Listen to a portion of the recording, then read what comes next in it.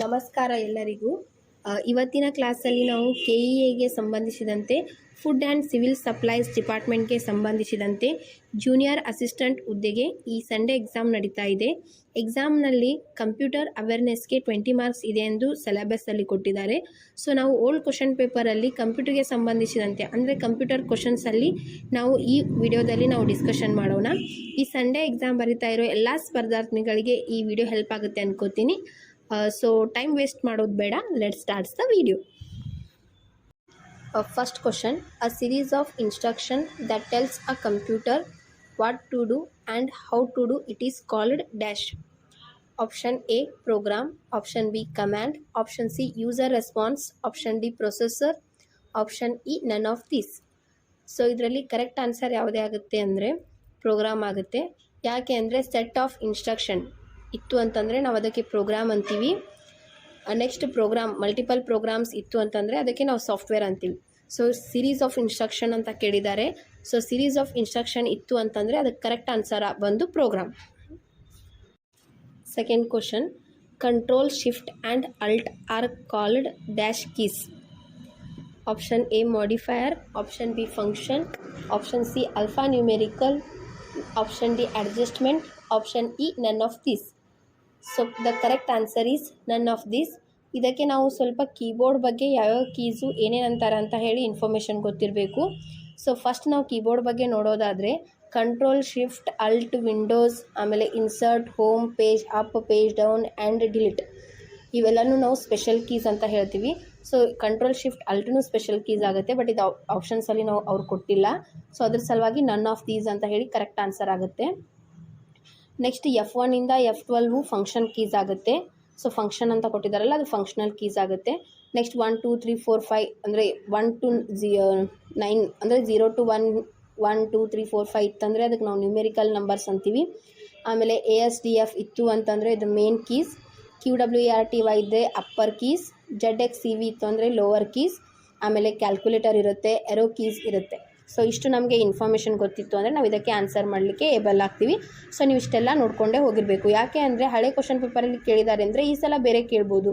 So ಇಷ್ಟಾದರೂ ನಿಮಗೆ ಗೊತ್ತಿರಬೇಕು. Next question, which key is use to combination with another key to perform a specific task. Option A function, option B space bar, option C arrow, option D control, option E none of these. Question ಏನಿದೆ ಅಂದರೆ multiple task ಅಂದರೆ ಇನ್ನೊಂದು task ನಾವು ಏನಾದರೂ ಮಾಡಬೇಕಾಗಿತ್ತು ಅಂದರೆ ಯಾವ combination ಕೀಯನ್ನು ನೀವು ಪ್ರೆಸ್ ಮಾಡ್ತೀರಾ. ಸೊ ಇದರಲ್ಲಿ ಕರೆಕ್ಟ್ ಆನ್ಸರ್ ಯಾವುದಿದೆ ಅಂದರೆ control key. So control key ಹಿಡ್ಕೊಂಡು ನಾವು ಇನ್ನೊಂದು ಸ್ಪೆಷಲ್ ಆಪ್ರೇಷನನ್ನು ಮಾಡ್ಬೋದು. ಕಂಟ್ರೋಲ್ ಇದ್ರೂ ಬರುತ್ತೆ, ಒಂದೊಂದು ಸಲ ನಾವು ಶಿಫ್ಟ್ ಕೀಯನ್ನು ಯೂಸ್ ಮಾಡಬೇಕಾಗುತ್ತೆ. ಸೊ ಇಲ್ಲಿ ಆಪ್ಷನ್ಸಲ್ಲಿ ಅವ್ರು ಕಂಟ್ರೋಲ್ ಕೊಟ್ಟಿದ್ದಾರೆ. So control is a correct answer. Next question ಬಂದು computers use the dash number system to store data and perform calculations. Option A binary, option B octal, option C decimal, option D hexadecimal, option E none of these. So ಇದನ್ನು ನಾವು answer ಮಾಡಬೇಕಾದ್ರೆ computer basics ಗೊತ್ತಿರಬೇಕು. ಅಂದರೆ fundamentals of computers ಅಂತ ಹೇಳ್ತಾರಲ್ಲ ಅದು ನಮಗೆ ಒಂದು ಸ್ವಲ್ಪ ಗೊತ್ತಿರಬೇಕಾಗುತ್ತೆ. ಸೊ ಇಲ್ಲಿ ಕ್ವಶನ್ ಏನಿದೆ ಅಂದರೆ ನಾವು ಕಂಪ್ಯೂಟರ್ಸಲ್ಲಿ ಸೇವ್ ಮಾಡಬೇಕಾದ್ರೆ ಆಮೇಲೆ ಒಂದು ಕ್ಯಾಲ್ಕುಲೇಷನ್ ಮಾಡಬೇಕಾದ್ರೆ ನಾವು ಯಾವುದು ನಂಬರ್ ಸಿಸ್ಟಮನ್ನು ಯೂಸ್ ಮಾಡ್ತೀವಿ ಅಂತ ಹೇಳಿ ಕ್ವಶನ್. ಸೊ ಇದರಲ್ಲಿ ಬೈನರಿ ನಂಬರ್ ಸಿಸ್ಟಮನ್ನು ನಾವು ಯೂಸ್ ಮಾಡ್ತೀವಿ. ಸೊ ಬೈನರಿ ಅಂದರೆ ದ್ಯಾಟ್ ನೇಮ್ ಸೇಸ್ ಬೈ ಅಂದರೆ 2 number. So 0s and 1s ಬಿಟ್ಟು ಇದರಲ್ಲಿ ನಾವು ಯಾವುದು ನಂಬರ್ ಸಿಸ್ಟಮನ್ನು ಯೂಸ್ ಮಾಡಲ್ಲ. ಸೊ ಈ ವಿಡಿಯೋ ಕೊನೆಯಲ್ಲಿ ನಂಬರ್ ಸಿಸ್ಟಮ್ ಬಗ್ಗೆ ಒಂದು ಚಾರ್ಟ್ ಹಾಕಿರ್ತೀನಿ, ಅದನ್ನು ನೋಡ್ಕೊಂಡು ಹೋಗಿ ನೀವು, ನಿಮಗೆ ಎಕ್ಸಾಮಲ್ಲಿ ಹೆಲ್ಪ್ ಆಗುತ್ತೆ. ಸೊ ಈ ಕ್ವಶನ್ಸ್ಗೆ ಕರೆಕ್ಟ್ ಆನ್ಸರ್ ಏನು ಅಂದರೆ binary. Next question, the main directory of a disk is called the dash directory. Option A root, option B sub, option C folder, option D network, option E none of this. So the question ಏನಿದೆ ಅಂದರೆ the main directory ಅಂದರೆ ನಾವು ಏನಾದರೂ ಅನ್ಕೋಬೋದು. ಇದಕ್ಕೆ ನಾವು ಏನಂತೀವಿ ಅಂದರೆ command prompt ಅಂತೀವಿ. ಸೊ ಕಮ್ಯಾಂಡ್ ಪ್ರಾಂಪ್ಟಲ್ಲಿ ನಮಗೆ ಫೋಲ್ಡರಲ್ಲಿ ನಾವು ಫೋಲ್ಡರ್ ಇನ್ಸ್ಟೆಡ್ ಆಫ್ ಫೋಲ್ಡರ್ ನಾವು ಡೈರೆಕ್ಟರಿ ಅಂತ ವರ್ಡ್ ಯೂಸ್ ಮಾಡ್ತೀವಿ. ಸೊ ಡೈರೆಕ್ಟರಿ ದ ಮೇನ್ ಡೈರೆಕ್ಟರಿಗೆ ನಾವು ಏನಂತೀವಿ ಅಂತ ಹೇಳಿ ಕ್ವಶನ್ ಇದೆ. ಸೊ ನಾವು ಇದನ್ನು ಗೆಸ್ಸು ಮಾಡ್ಬೋದು. ಯಾಕೆ ಅಂದರೆ ಸಬ್ ಅಂತೂ ಆಗಲ್ಲ, ಫೋಲ್ಡರ್ ಆಗಲ್ಲ, ನೆಟ್ವರ್ಕ್ ಆಗಲ್ಲ. ನನ್ ಆಫ್ ದೀಸ್ ಅಂತೂ ಅಲ್ವೇ ಅಲ್ಲ. ಸೊ ನಾವು ಇದರಲ್ಲಿ ಕರೆಕ್ಟ್ ಆನ್ಸರ್ ಯಾವುದಿದೆ ಅಂದರೆ root is a correct answer. ಎಲ್ಲ ಆಪ್ಷನ್ಸ್ ಅಲ್ಲೇ ಇದೆ, ಒಂದ್ಸಲ ಎಲ್ಲರೂ ಕರೆಕ್ಟಾಗಿ ನೋಡ್ಕೊಳ್ಳಿ. Root is a correct answer. Next question, which one of the following would not be considered as a form of secondary storage? Option A floppy disk, option B optical disk, option C RAM, option D flash drive, option E hard disk. ಇದರಲ್ಲಿ secondary storage ಅಲ್ಲದೆ ಇರೋದು ಯಾವುದು ಅಂತ ಹೇಳಿ question. So the correct answer is RAM. RAM ಅಂದರೆ random access memory. ಒಂದ್ಸಲ ನೀವು ನಮ್ಮದು ಕಂಪ್ಯೂಟರ್ ಅಬ್ರಿವೇಷನ್ಸ್ ಅಂತ ಹೇಳಿ ಒಂದು ವಿಡಿಯೋ ಮಾಡಿದ್ದೀನಿ, ಅದರಲ್ಲಿ ಎಲ್ಲ ಅಬ್ರಿವೇಷನ್ಸನ್ನು ನೋಡ್ಕೊಂಡು ಹೋಗಿ, ನಿಮಗೆ ಎಕ್ಸಾಮಲ್ಲಿ ಹೆಲ್ಪ್ ಆಗುತ್ತೆ. ಯಾಕೆಂದರೆ ಅಬ್ರಿವೇಷನ್ಸ್ ಒಂದಾದರೂ ಒಂದು ಕಡೆ ಇರ್ತಾರೆ, ಸೊ ನಿಮ್ಗೆ ಈಸಿ ಆಗ್ಬೋದು.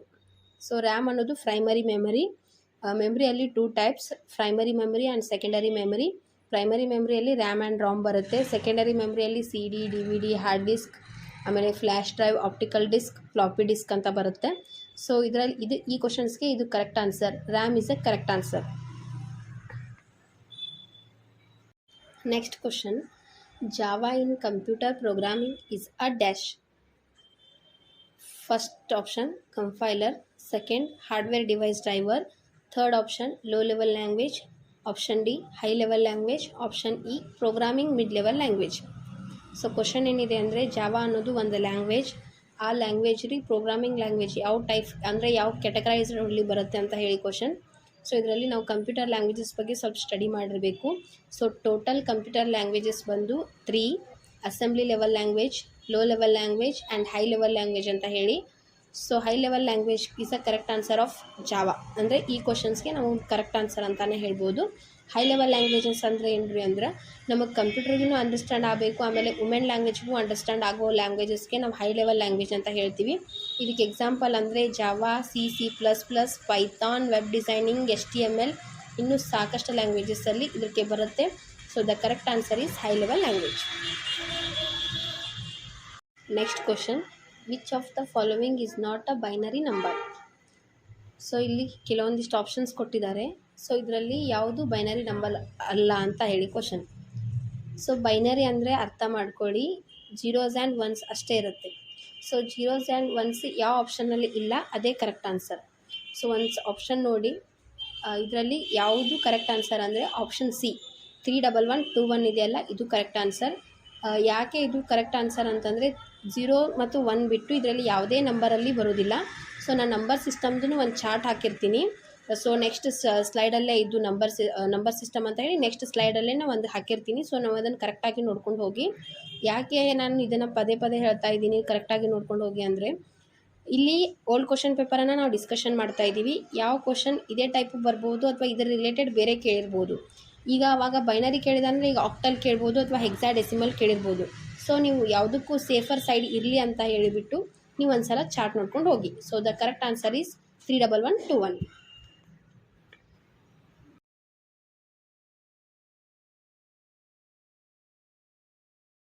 Next question, what does the acronym WAN stand for? Widest Area Network, Wide Area Network, Wide Area Networking, Wide Area Network, option E wider area network. So ಎಲ್ಲ ನೋಡಿದರೆ ಸಿಮಿಲರ್ನೇ ಇದೆ.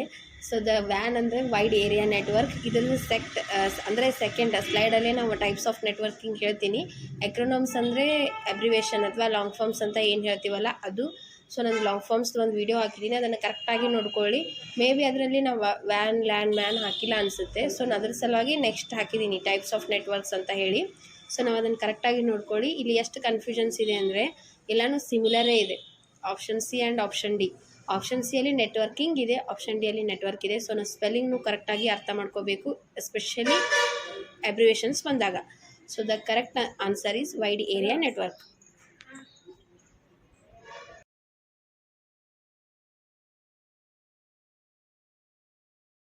Next question, which protocol provides email facility among different hosts? FTP, SMTP, Telnet, SNMP, DNS.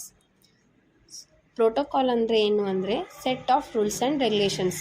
Protocols ಈಗ for example SMTP ಅಂತ ಹೇಳಿ ಒಂದು protocol ಇದ್ದರೆ ಅದರದ್ದೇ ಆದಂಥ ಟಾಸ್ಕ್ ಕೊಟ್ಟಿರ್ತಾರೆ. ಸೊ ನಾವು ಅದಕ್ಕೆ SMT ಪ್ರೋಟೋಕಾಲ್ಸ್ ಅಂತೀವಿ.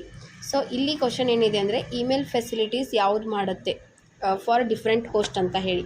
So the correct answer is SMTP. SMTP ಅಂದರೆ simple mail transfer protocol.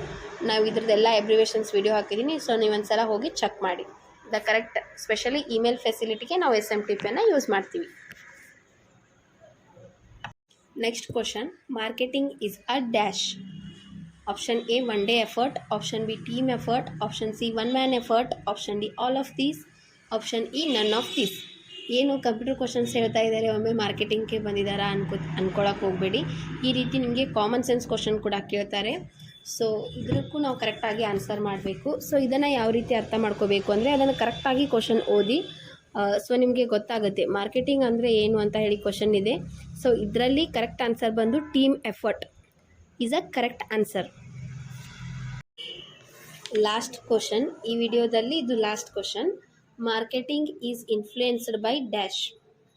Option A product demand, option B public taste, option C buyer behaviour, option D brand image, option E all of this. Marketing ಇನ್ಫ್ಲೂಯೆನ್ಸಲ್ಲಿ ಯಾವುದು main ಆಗುತ್ತೆ ಅಂತ ಹೇಳಿ.